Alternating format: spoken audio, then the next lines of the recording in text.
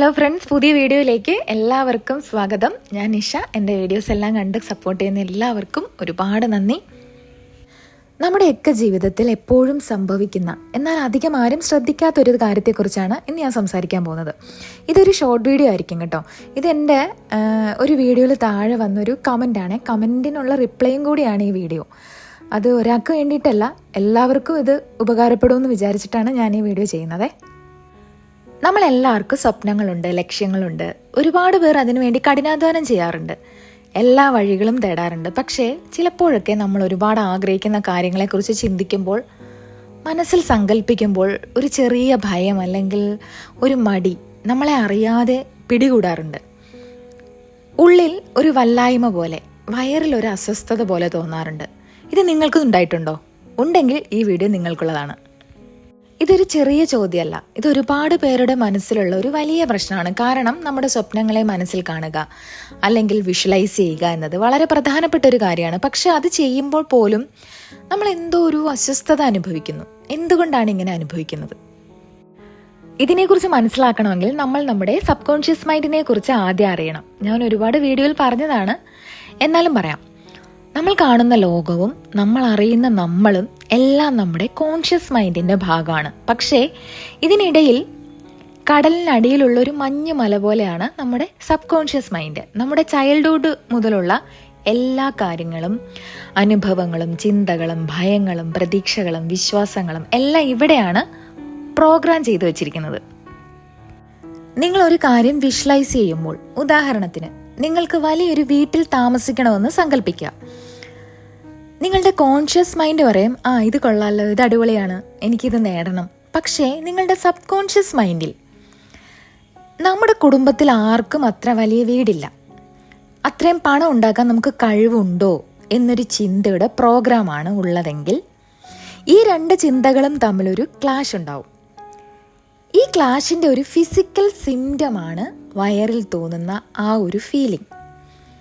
അതൊരു ഭയം ആകാം, ഒരു സംശയം ആകാം, അല്ലെങ്കിൽ നമ്മുടെ ഇന്നർ സെൽഫിൻ്റെ ഒരു മടിയാകാം, എന്തും ആകാം. ഇതൊരു കമ്പ്യൂട്ടറിൻ്റെ ഓപ്പറേറ്റിംഗ് സിസ്റ്റം പോലെയാണ്. ഈ പഴയ കമ്പ്യൂട്ടറിലേക്ക് ഈ ഹൈ എൻഡ് സോഫ്റ്റ്വെയർ ഇൻസ്റ്റോൾ ചെയ്യാൻ ശ്രമിക്കുമ്പോൾ എന്തായിരിക്കും സംഭവിക്കുന്നത്? സിസ്റ്റം സ്ലോ ആവും, അല്ലെങ്കിൽ എറർ കാണിക്കും. അതുപോലെയാണ് നമ്മൾ പുതിയ ഗോളിനെ നമ്മുടെ പഴയ ചിന്തകളുടെ പ്രോഗ്രാമിലേക്ക് ഇഞ്ചെക്ട് ചെയ്യാൻ ശ്രമിക്കുമ്പോഴും സംഭവിക്കുന്നത്. അപ്പോൾ ഇതിനെ എങ്ങനെ മറികടക്കാം? ഇതിന് പവർഫുൾ ആയിട്ടുള്ള പ്രാക്ടീസ് ഉണ്ട്.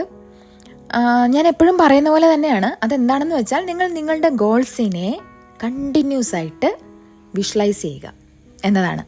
നിങ്ങൾ വിഷ്വലൈസേഷൻ ചെയ്യുമ്പോൾ ആ ഒരു ഫീലിംഗ്, ഞാൻ പറഞ്ഞില്ല, ആ വയറിൽ വരുന്ന ഒരു ഫീലിംഗ് ഇല്ലേ, ഒരു പേടി, അത് വന്നു കഴിഞ്ഞാൽ അതിനെ ഇഗ്നോർ ചെയ്യുക. അതിനെ ഒരു എററായിട്ട് കണ്ടാൽ മതി.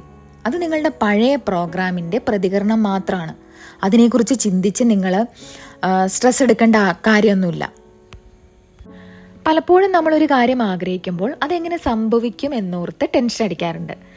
എനിക്ക് ഇത്രയും പണം എങ്ങനെ ഉണ്ടാക്കാൻ പറ്റും, എനിക്ക് എങ്ങനെയാണ് ആ ജോലി കിട്ടുക എന്നൊക്കെയുള്ള ചോദ്യങ്ങൾ നമ്മളോട് തന്നെ നമ്മൾ ചോദിക്കാറുണ്ടല്ലേ. പക്ഷേ നിങ്ങൾ മനസ്സിലാക്കേണ്ടത്, എങ്ങനെ എന്നതിനെക്കുറിച്ച് നിങ്ങൾ സ്ട്രെയിൻ എടുക്കേണ്ട ആവശ്യമൊന്നുമില്ല. ഈ യൂണിവേഴ്സ്, അതായത് ഈ പ്രപഞ്ചം, അതിനുള്ള വഴികൾ നിങ്ങൾക്കായിട്ട് തുറന്നു തരും. നിങ്ങളുടെ ജോലി എന്താണെന്ന് വെച്ചാൽ, നിങ്ങളുടെ എനർജി ആ ഗോൾസിൻ്റെ വൈബ്രേഷനുമായിട്ട് അലൈൻ ചെയ്യുക എന്നതാണ്.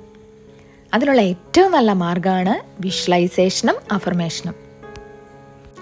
നമ്മളൊരു റേഡിയോ സ്റ്റേഷൻ ട്യൂൺ ചെയ്യുന്നത് പോലെയാണ്. നമ്മൾ 93.5 ട്യൂൺ ചെയ്യുമ്പോൾ 93.5 പാട്ടുകളായിരിക്കുമല്ലോ കേൾക്കുന്നത്.